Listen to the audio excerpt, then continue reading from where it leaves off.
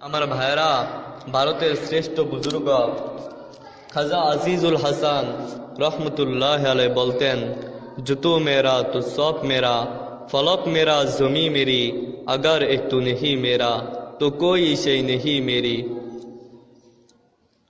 হে আল্লাহ, আপনি আমার তো এই জমিনটা আমার, আপনি আমার তো আসমানটা আমার, আপনি আমার তো জান্নাত জান্নাতুল ফেরদাউস আমার। अगर एक तू नहीं मेरा তো कोई शे नहीं मेरी। আল্লাহ, যদি আপনাকে হারায় বসি তাহলে আমার বলতে এই দুনিয়ায় আর কিছুই নাই। আমার ভাইরা, ফেরাউনের তো টাকার অভাব ছিল না, ক্ষমতার অভাব ছিল না, সম্পদের অভাব ছিল না। ফেরাউন টাকা পায়া, ক্ষমতা পায়া, সম্পদ পায়া বলছে, আনা রব্বুকুমুল আলা, আমি সবচেয়ে বড় খোদা, আমি সবচেয়ে বড় খোদা। শেষ পর্যন্ত নীল নদের মধ্যে ডুইবা ডুইবা মরছে। বন্ধু, এই ফেরাউনের টাকা পয়সা ক্ষমতা ফেরাউনকে আল্লাহওয়ালা বানাইতে পারে নাই। নমরুদের তো টাকার অভাব ছিল না, ক্ষমতার অভাব ছিল না, সম্পদের অভাব ছিল না। নমরুদ টাকা পায়া, ক্ষমতা পায়া, সম্পদ পায়া বলছে, আনা রব্বুকুমুল আলা, আমি সবচেয়ে বড় খোদা। শেষ পর্যন্ত জুতার বাড়ি খেয়া তারপরে এই দুনিয়ার জমিন থেকে গেছে, দুনিয়ার জমিন থেকে গেছে। কই, নমরুদের টাকা ক্ষমতা সম্পদ তো নমরুদকে আল্লাহর ওলি বানাইতে পারে নাই। সাদ্দাতের টাকার অভাব ছিল না, ক্ষমতার অভাব ছিল না, সম্পদের অভাব ছিল না। সাদ্দাত টাকা পায়া, ক্ষমতা পায়া, সম্পদ পায়া বলছে, আল্লাহর সাথে টক্কর দিছে, বলছে আমি আসমানের মালিকের জান্নাতে যাব না। সাদ্দাত নিজের জান্নাত নিজেই তৈরি করছে। যখন জান্নাতের মধ্যে ঢুকবে তো মালাকুল মউত হযরত আজরাইল আলাইহিস সালাতু ওয়াস সালাম আইসা উপস্থিত হয়ে গেছে। মালাকুল মউত আজরাইল এসে উপস্থিত হয়ে গেছে। আমার ভাইরা, সাদ্দাতের টাকা পয়সা তো সাদ্দাতকে আল্লাহ পর্যন্ত পৌঁছে দিতে পারে নাই। এজন্য এই টাকা পয়সা কিছুই না। আমার ভাই, যে আল্লাহকে পায়া গেছে সে সব পায়া গেছে। আল্লাহর কাছে আল্লাহকেই চাওয়া লাগবে। আল্লাহর প্রিয় হইয়া তারপরে কবরে যাওয়া লাগবে। আল্লাহর দেওয়ানা হইয়া তারপরে কবরে যাওয়া লাগবে। আমার ভাই, কবরে তো একদিন যাওয়াই লাগবে। এই কবর না সব সময় মানুষকে ডাকতেই থাকে, কবর সব সময় মানুষকে ডাকতেই থাকে। দুটি জাদু মীরা আকাশ জোরে জোর, দুটি জাদু মীরা আকাশ জোরে জোর, একে আবেদানা দিগর খাকে গোর। দুইটা জিনিস সবসময় মানুষকে ডাকতে থাকে, একটা হচ্ছে কবর আর আরেকটা হচ্ছে রিজিক। কবর আর রিজিক, এই দুইটা জিনিস সব সময় মানুষকে ডাকতে থাকে। আমার ভাই, এজন্য রসুল পাক সাল্লাল্লাহু তাআলা আলাইহি ওয়াসাল্লাম বলেন যে বুদ্ধিমান তো ওই ব্যক্তি যে মৌতের আগে মৌতের জন্য রেডি হয়, যে মৃত্যুর আগে মৃত্যুর জন্য রেডি হয়। আমার ভাই, তুমি তোমার ইন্তেকালের পরে কাফন কেনার জন্য, কাফনের জন্য 3 দিন অপেক্ষা করা লাগবে না। কাফনের কাপড় বাজারে রেডি আছে, বাঁশ ঝাড়ে রেডি আছে, কলা পাতা গাছে রেডি আছে, ওরা কোদাল রেডি আছে। ইমাম সাহেব জানাজা দেওয়ার জন্য মসজিদে রেডি আছে। ময়রা দেখো, ইমাম সাহেবের জন্য 5 দিন অপেক্ষা করা লাগবে না। আমার ভাইরা, মৌতের খাট রেডি আছে, সব তো রেডি আছে। এবার আমার আপনার রেডি হওয়ার পালা। আমার ভাই, মানুষ ঢাকায় যায় রেডি হয়, বেড়াইতে গেলে রেডি হয়, বিদেশে গেলে রেডি হয়, একটু বাজারে যাবে তাও রেডি হয়। বন্ধু, চিরদিনের জন্য যে কবরে যাইবা, তোমার কি রেডি হওয়ার দরকার না? তুমি যে কবরে যাইবা, তোমার কি রেডি হওয়ার দরকার না? এই জিন্দেগি একটা স্বপ্নের মতো। মানুষ রাত্রে ঘুমায়, কত কিছু স্বপ্ন দেখে। কেউ বড় বাড়ির মালিক হয়ে গেছে, কেউ বড় দামি গাড়ির মালিক হয়ে গেছে। দামি গাড়ি নিয়া তার বাড়ির মধ্যে ঢোকে, দারোয়ান তাকে সেলুট করে, দামি পালঙ্কে বসে, সুস্বাদু খাবার খায়, মজাদার খাবার খায়, কত স্বপ্ন দেখে। চোখ খোলার সাথে সাথে সব স্বপ্ন ভাঙা চুরমার হয়ে যায়।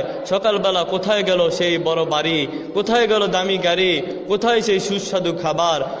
সকালবেলায় পান্তা ভাত পিঁয়াজ খেয়া রিক্সা নিয়ে বের হতে হয়।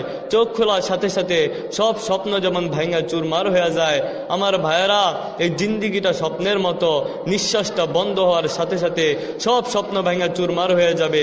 এই দুনিয়ায় কেউ বড় বাড়ির মালিক হয়, কেউ বড় গাড়ির মালিক হয়, কেউ সম্পদের মালিক হয়, কিছুই থাকবে না, সব একদিন শেষ হয়ে যাবে।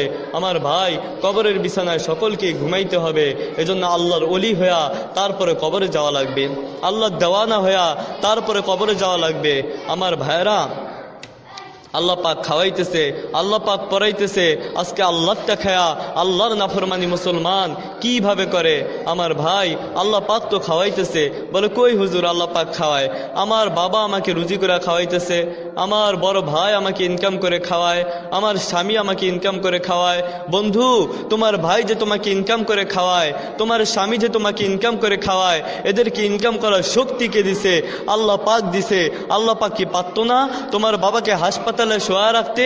আল্লাহ পাক কি পারতো না তোমার স্বামীকে অসুস্থ করে ঘরের মধ্যে শোয়া রাখতে? আল্লাহ পাক কি পারতো না তোমার বড় ভাইকে পঙ্গু করে তারপরে ঘরের মধ্যে শোয়া রাখতে? অবশ্যই আল্লাহ পারতো, কিন্তু আল্লাহ পাক এগুলো করেন নাই। রব্বুল আলামিন তোমার ভাইকে রুজি করার শক্তি দিছে, তোমার স্বামীকে রুজি করার শক্তি দিছে, তোমার বাবাকে রুজি করার শক্তি দিছে। আল্লাহ পাক খাওয়াইতেছে। আমার ভাই, যখন তুমি তোমার মায়ের পেটে ছিলা তখন সেখানে তোমাকে কে লালন পালন করছে? তোমার কি মনে পড়ে না আল্লাহ পাক তোমাকে লালন পালন করছে? আমার বন্ধু, যখন তুমি ছোট্ট ছিলা তখন তোমাকে কে খাওয়াইছে? আল্লাহ খাওয়াইছে। যখন তুমি ছোট্ট ছিলে, দাঁত ছিল না মুখে, তখন আমি রিজিক দিছি তোমার মায়ের বুকে। যখন তুমি ছোট্ট ছিলা, আল্লাহ পাক তোমার মায়ের স্থনে এই খাবারের ব্যবস্থা করছে, খাবারের ব্যবস্থা করছে। কি মনে করো তুমি ফসল করার খাবার খাও? বলে হুজুর আল্লাহ খাওয়াইতেছে। কষ্ট করে লাউয়ের গাছ বপন করছি আমি, শশার গাছ বপন করছি আমি, ধানের খেতে চাষ করি আমি তো নিজের ফসল নিজে করতেছি। আমার ভাই শোনেন, এই লাউয়ের গাছে পানি দেওয়ার ক্ষমতা আল্লাহ পাক আপনাকে দিছে, লাউয়ের বীজ বপন করার ক্ষমতা আল্লাহ পাক আপনাকে দিছে, কিন্তু এই লাউয়ের গাছ থেকে, বীজ থেকে গাছ বের করার ক্ষমতা আল্লাহ আপনাকে দেন নাই। এই লাউ গাছে একটা লাউ ধরার ক্ষমতা আল্লাহ পাক আপনাকে দেন নাই, আল্লাহ পাক দেন নাই। দেখেন, এই যে একটা মানুষ, এই মাটির কত শক্তি, মাটিকে আল্লাহ পাক কত শক্তি দিছে। মাটিতে প্রতিদিন লক্ষ লক্ষ মানুষ খায়া ফেলায়, কত মানুষ খায়া ফেলাইতেছে এই মাটিতে। বুড়া মানুষের দাঁত এত শক্ত, এই দাঁতটাও মাটিতে খেয়ে ফেলায়। আমার ভাইয়েরা, এই চুল, মহিলাদের চুলের গোছা কেউ কবর খুঁজতে পায় নাই, এই চুলের গোছা মাটিতে খেয়ে ফেলায়। মানুষ ঘরে কেলাম লাগায়, কেন লাগায়? এই কাঠ মাটিতে খেয়ে ফেলায়। মাটিকে আল্লাহ পাক এত শক্তি দিছে। আমার ভাই, লোহা মাটিতে খেয়ে ফেলায়, লোহা মাটির মধ্যে রেখে দিয়ে দেখেন, লোহা মাটিতে খেয়ে ফেলায়। লোহাকে আল্লাহ পাক এত শক্তি দিছে। এই মাটিতে কি পারে না সামান্য একটা লাউয়ের বীজ খাইতে? এই মাটি থেকে পারে না সামান্য একটা শস্যর বীজ খাইতে, একটা শশার বীজ খাইতে? অবশ্যই পারে, কিন্তু কে খাইতে দেয় না? আল্লাহ খাইতে দেয় না। পালতা হয় বীজ কো মিट्टी के तारीख में कुन, पालता है बीज को मिट्टी के तारीख में कुन, अरे कौन दरियाए के मौजू से उठाता है साहब, पालता है बीज को मिट्टी के तारीख में कुन, अरे कौन दरियाए के मौजू से उठाता है साहब। রব্বুল আলামিন বলেন যে বান্দা, খেতি কি তোমরা করো? না, খেতি আমি মাওলাই করি তোমাদের জন্য। আমি আল্লাহ তোমাকে খাওয়াইতেছি, আমি আল্লাহ তোমাকে পড়াইতেছি। কতটা অসহায় তুমি ছিলা তুমি কি জানো?